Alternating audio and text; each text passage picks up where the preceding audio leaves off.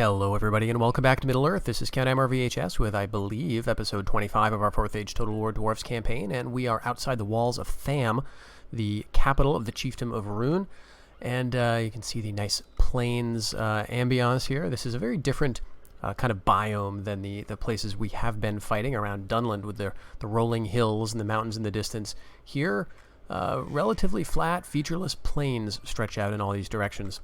And so this is the heart of the beast, if you will. Now, we have the ability to assault immediately without settling down to a lengthy siege because of these Dwarven siege ballistas. And I just had to double check how we were going to use these, because with these long gaps in between playing the campaign, sometimes I forget, do I want to use flaming missiles or not against the walls? And indeed, it says here, against walls or gates, the stone missiles are more effective. So that's what we want to do. We do not want to use the flaming ammo. And I think we want to position these guys right around here. I believe that will be far enough back from the walls so that the archers won't be able to touch them. Actually, let's set them up here, I think. So my reasoning for that is I'm probably going to want to capture these gates. And then move straight up into the city center. I imagine that the AI is going to have a bunch of men deployed around here on the walls, and they will have some force back there at the center of the town. So let's get all of our Dwarven axe throwers together. Not going to worry too much about formations here, because it's all going to get messed up as soon as we approach the enemy anyway. What is that? Military aphorism, right? No plan survives contact with the enemy, says the nerd behind the computer screen with no military experience whatsoever. But I read things. Alright, so we do have these Dwarven Wain bows, which will not be useful at all in this fight. We want to keep them out. The cav, maybe, but the cavalry that the Easterlings have in the city is far superior to our own. So we won't want them to get into that fight. In terms of the long axes, they are effective against armor, and they have such a huge defense. It might be good to send them in early, along with Dwarves of the Iron Hills, and maybe the Shield Breakers too. Maybe this will be our first wave to get in there and start cracking stuff up. So let's go ahead and start hitting some walls. Because if I can destroy the walls, they've got their archers and skirmishers positioned here. That might take them out, or at least force them to move from the wall. And as I suspected, they've got a lot of their forces set up right around here, and they do have one unit held back in the town square. This is Spearmen of Rune. All right. Don't look at them too much. You'll only fall in love again. It's so difficult for me to be playing a faction that is not Rune, and then to look at these cool units and wish that I was playing them. Alright, it's okay. Someday soon. Alright, here we go. The walls are starting to suffer the punishment here, and they're not moving. So that's great. We're going to watch a lot of these guys just fall.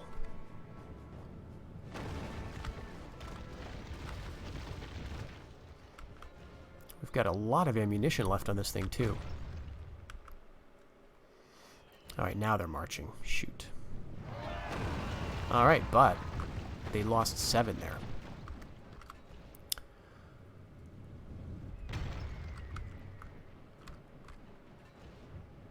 I'm not sure if these skirmishers are going to move.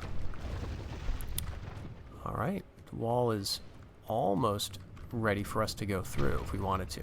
Enemy walls are down. Our warriors will Okay. take their reward in blood and treasure. Well, we've got all kinds of ammunition left here. Let's hit that tower.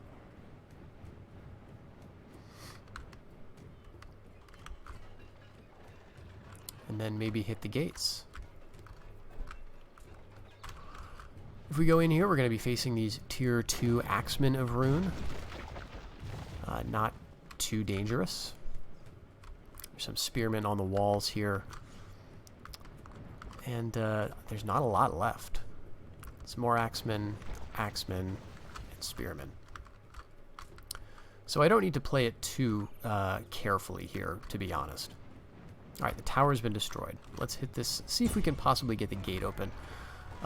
There is this weird thing when you're targeting gates with your siege equipment that it doesn't really target the gate. You can see where the red marker is right above those axemen there. It's like I'm targeting the gatehouse, even though I'm actually, clicking on the gates themselves. So if I do hit the gates, it's only going to be kind of by chance. But if we destroy the gateway, then we get rid of the towers, which means we'll be getting less fire. That's right, these guys can do a tortoise formation, so let's do that.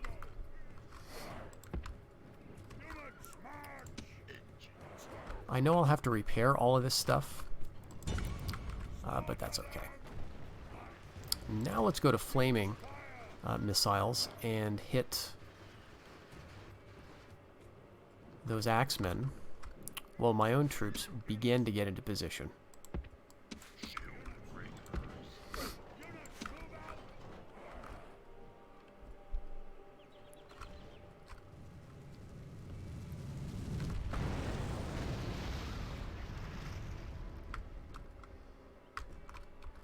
And it looks like their cavalry and some reinforcements have set up on this second tier of the city.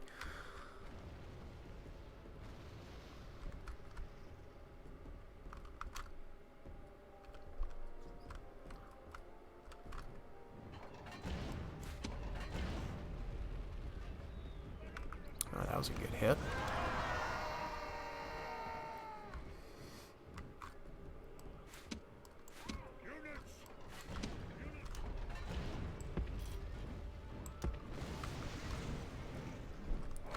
So I'll have to stop this as soon as my men get kind of close.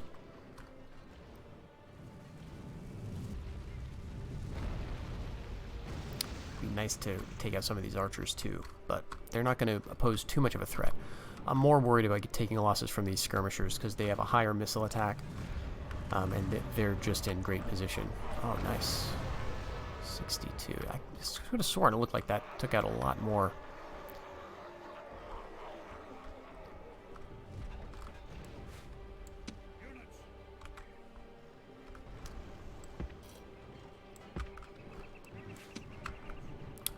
Okay, that did. Let's do one volley at the archers. Now we're going to be under fire from these skirmishers, so we'll see how well this, what is it called? The tortoise formation. See how much that helps. The archers are going to start firing on us too. I would think that we would be within missile range of these guys, but they're not firing yet. Oh, great.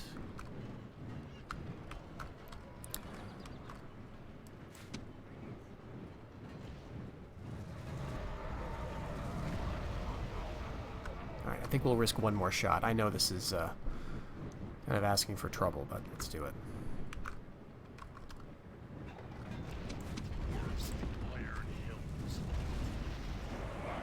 Alright, worth it. Now we'll just we'll stop that.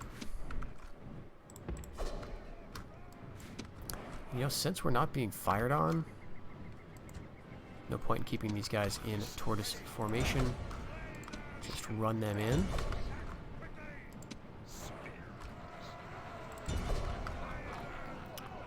So the long axes may not want to go up in the walls, but the Dwarves of the Iron Hills, send them up there. Okay, finally getting into the fight here with our shield breakers against these archers.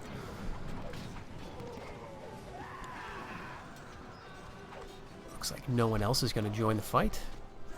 And that's fine. We'll just ignore them.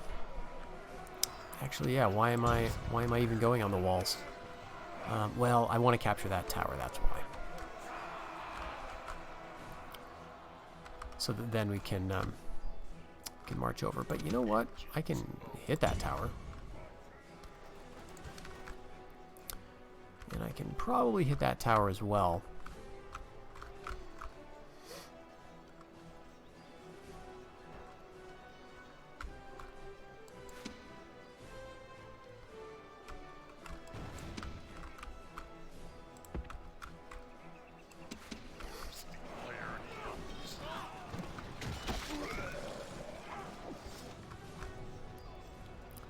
Man, I wonder why they never fired a shot. Must have been some confusion with the AI, maybe having to do with the wall being destroyed.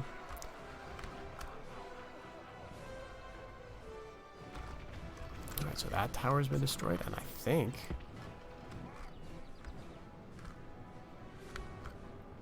I could probably get over here and take out that one other tower as well.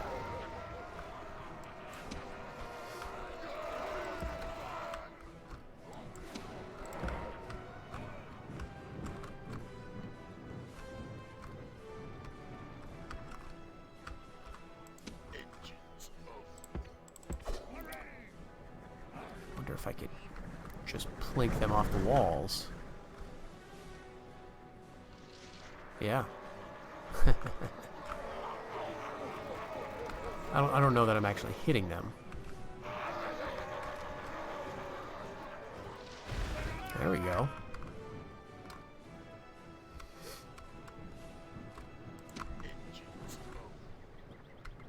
Not quite close enough to hit that tower yet.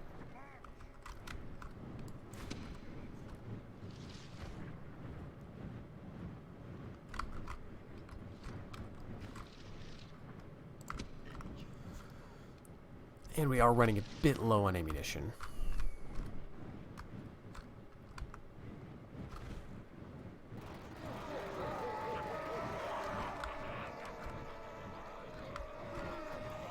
The reinforcements are coming down from the higher tiers.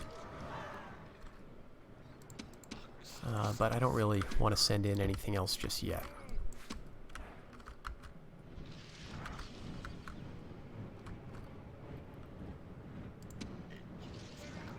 Alright, we might be able to take this tower out. We got some Eastland Raiders coming in.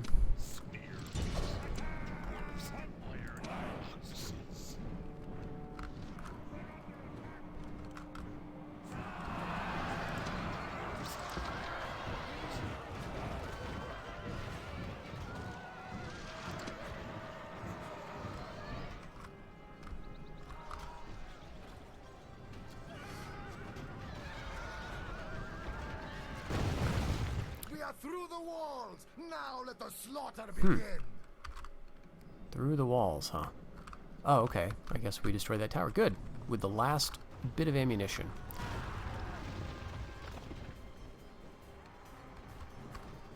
Huh.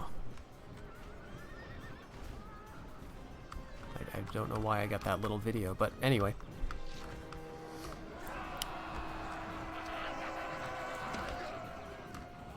So these are all my my axemen. We're sort of lining up and throwing at these guys. Let's do that.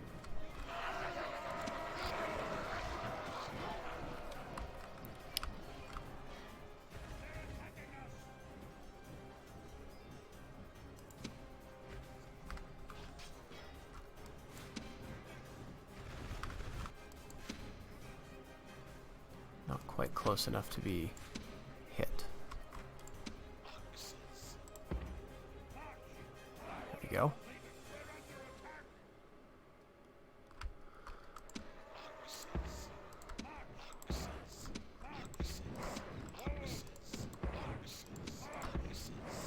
All right, let's send these guys over, and we'll just push right on to the center. I don't think we'll have any trouble.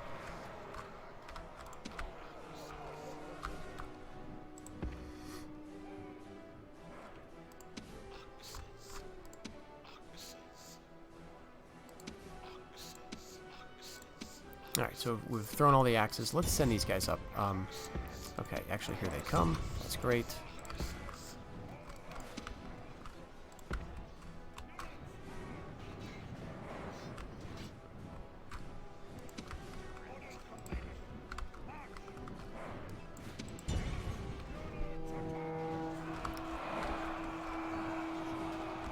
We're really fighting just a lot of piecemeal battles here. Our warriors have driven the enemy from his own walls. The way to victory is open. Alright, we captured the gate. Not that we need it at this point.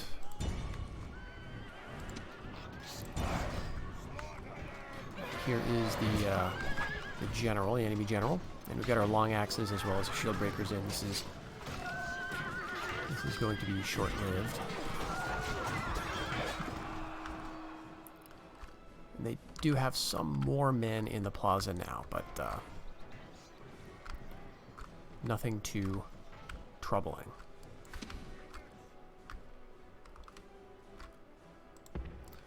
I'm going to ignore those guys on the walls and just bring everybody up towards the center.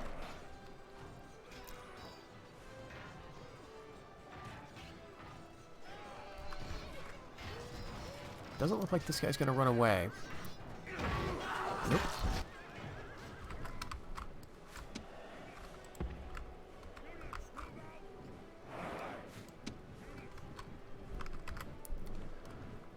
Alright, so this is a neat and tidy assault. I like this. I like it when they go this way. Usually, siege assaults are not my favorite thing to do.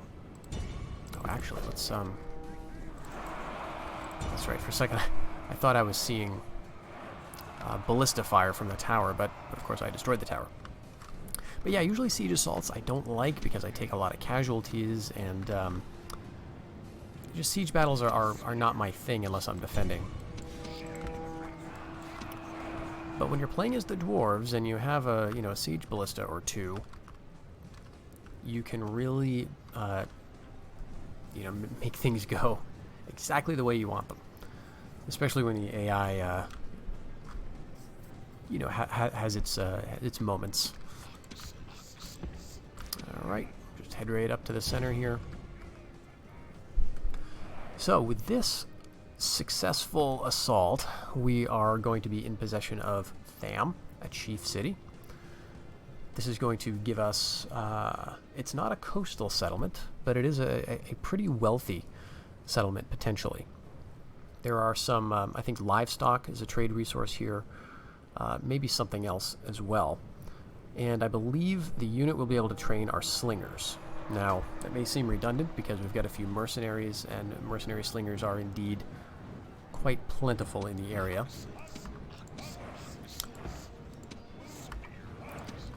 But it is always good to be able to train them at will. So I'm sending in my general because the main problem here is one of supply. I won't be able to retrain these guys without sending them all the way back around the Sea of Rune to Nereg Zigil, or way up to the Iron Hills or something. So I need to be very careful with casualties, and we've done quite well. Only lost a few men out of each of these units, I think. But in order to keep that going, we want to use our general so that these losses will be replaced.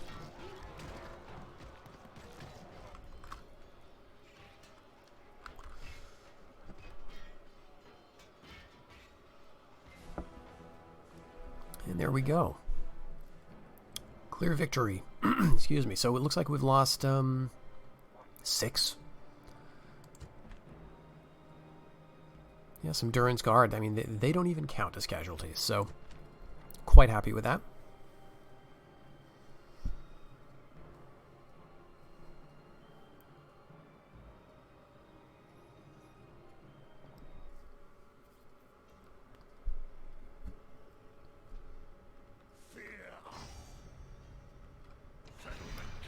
And I think we're going to lay desolate. So this is, as we can see, they are extremely unhappy with us.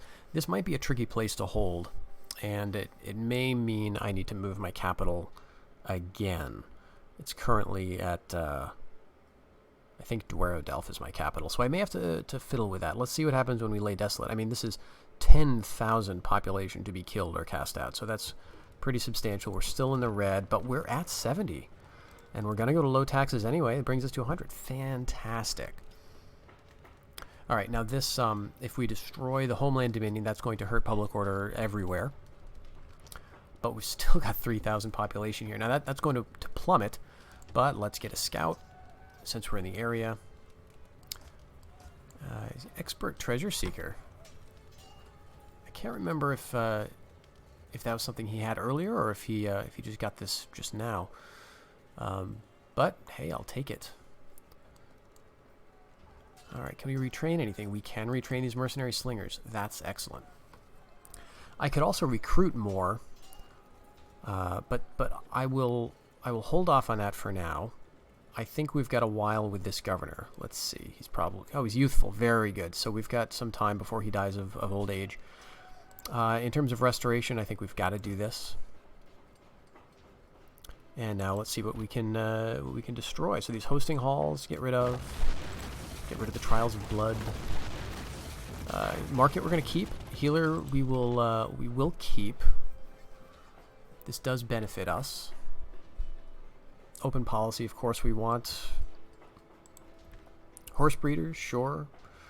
I mean, part of me thinks we should, just being dwarves and all, we should destroy it and do something different. But let's stick with it for now. Hall of Feasts, we will keep. That's what allows us to train a rogue or assassin unit if we want it. But we will destroy the execution square, as that does not give us any benefits. For Rune or other barbarians, it would increase law. Okay. Now, he's not the governor here. He is, in fact, the Lord of Ered Rune, so there's no point in putting this on local governance, because he's not going to be very happy anyway in terms of his opinion of liege. Let's check that, though, very quickly. He is supportive. So, it's right in the middle. We just got a recent kingship. Where is that guy, by the way? Is that... that's right, he died. Where is my king? It's my heir. Okay, Barez Doom. So he's the governor of Barez Doom, and his authority is looking quite good. 7. Okay. But yeah, Rune, that puts us up to 19 provinces. So we are 11 away from victory, and now we have everything that we need. We just got Gundabad Fortress. We have Dwerodelf, Erebor, Gunduthorin, Barez Doom, Nerigzagil, Gabilgathol, Hollowbold, Orodengrin, and Gundabad. So now it's just get 11 other settlements that seem useful to us.